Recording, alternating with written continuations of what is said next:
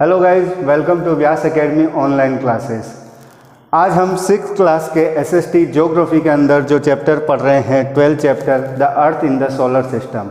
इस चैप्टर का first video जो मैंने आपको बताया था, जिसमें मैंने अर्थ और सोलर सिस्टम के बारे में बताया था, साथ ही साथ मैंने आपको थोड़ा बहुत परिचय सोलर सिस्टम का भी बताया था कि कौन कौन से पार्ट्स होते हैं, सोलर सिस्टम क्या होता है, इसके पार्ट्स कौन कौन से होते हैं, इन सब चीज़ों के बारे में बताया था। जैसे कि सन हुआ, प्लेनेट हुआ, मून हुआ, एस्ट्रॉयड, ये सब सोलर सिस्टम के पार्ट्स होते हैं।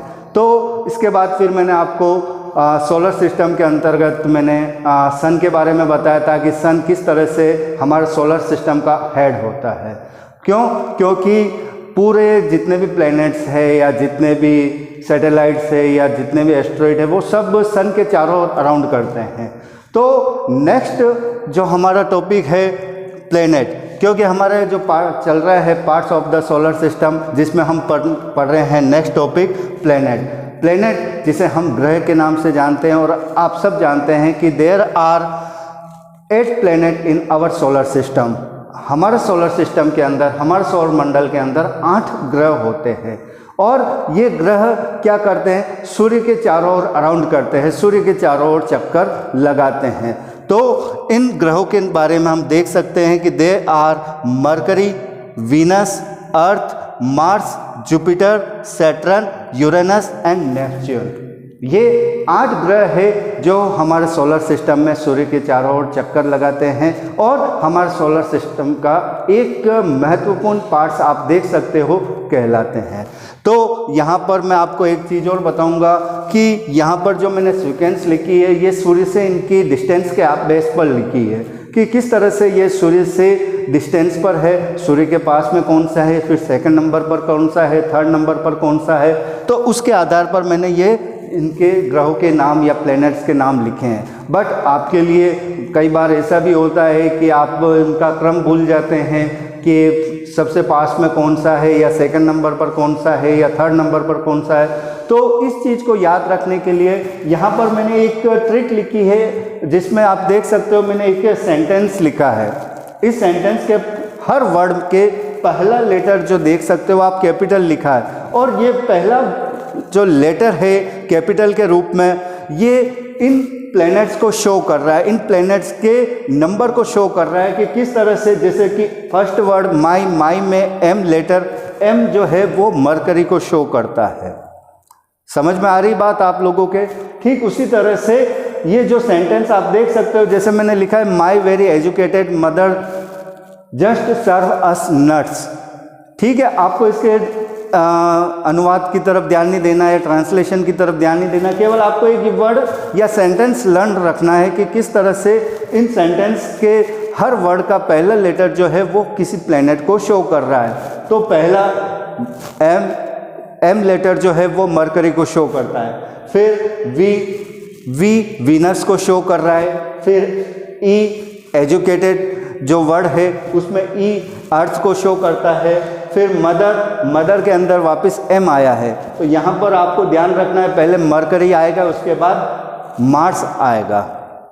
That's all right. उसके बाद फिर जस्ट जो कि जे जुपिटर को शो कर रहा है। और सर्व जो का एस लेटर जो है वो सैटर्न को शो करता है। उसके बाद अस में यू जो है वो यूरेनस को शो कर रहा है। और नट्स का एन नेपच्यून को शो करता है। तो इस प्रकार से हम देखते हैं कि ये सेंटेंस अगर हमने याद रख लिया तो किस तरह से हम इन सारे प्लैनेट का जो एक सीक्वेंस है सूर्य से इनकी डिस्टेंस के आधार पर, उस सीक्वेंस को हम इजीली याद रख सकते हैं।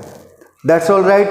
उसके बाद फिर हम इन प्लैनेट्स के बारे में पढ़ेंगे कि किस तरह से थोड़ा बहुत हम इन प्लैनेट्स के बारे में जान सकते हैं। जैसे कि मैंने यहाँ पर सबसे पहले हम एक करके, सबसे नंबर फर्स्ट मरकरी को हम देखते हैं। तो यहाँ पर मैंने कुछ बिंदु लिखे हैं। अगर आप इन बिंदु को अपने माइंड में रख लो तो उसके आधार पर आप इसकी एक्सप्लेनेशन कर सकते हो, इसकी व्याख्या कर सकते हो। जैसे कि मैंने फर्स्ट बिंदु लिखा है स्मॉलेस्ट इसलिए क्योंकि ये मरकरी जो प्लैनेट है वो सारे प्लैनेट से सबसे छोटा, सबसे स्मॉल प्लैनेट माना जाता है।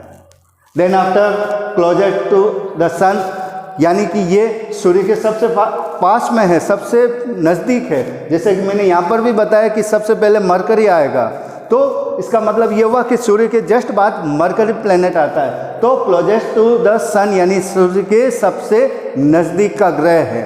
Then after not have any atmosphere, इसका मतलब ये हो गया कि इस प्लेनेट पर कोई वातावरण नहीं है, कोई वायुमंडल नहीं है, कोई एटमॉस्फेयर नहीं, यानी कि यहाँ पर जीवन की संभावना या लाइफ जो है वो 0 है। Then after 80 days for the revolution and the 59 days for the rotation. मैंने आपको पहले पिछली क्लास में भी बताया था और आगे के चैप्टर में भी आपको इनके बारे में और एक्सप्लेन कर दूंगा, रिवोल्यूशन और रोटेशन के बारे में। तो भी आप एक बार समझ लें कि रिवोल्यूशन का मतलब ये होता है कि कोई भी प्लेनेट जो होता है वो सूर्य के चारों ओर चक्कर काटने में कितना टाइम लेता है, वो कहलाता है रिवोल्यूशन। और रोटेशन यानी कि वो प्लेनेट जो है वो अपने अक्ष पर कितने दिन में घूमता है, ठीक है। तो उस तरह से ये 59 डेज तो रोटेशन के रूप में लेता है और 88 डेज रिवोल्यूशन के रूप में लेता है। तो इस प्रकार से मैंने आपको मरकरी के बारे में बताया। आई थिंक आप इस वीडियो में ये सब चीज़ें समझ गए होंगे और नेक्स्ट टॉपिक में, नेक्स्ट वीडियो में मैं आपको इन अदर प्लेनेट जो है उनके बारे में डिस्क्राइब करूँगा। थैंक यू वेरी मच, धन्यवाद।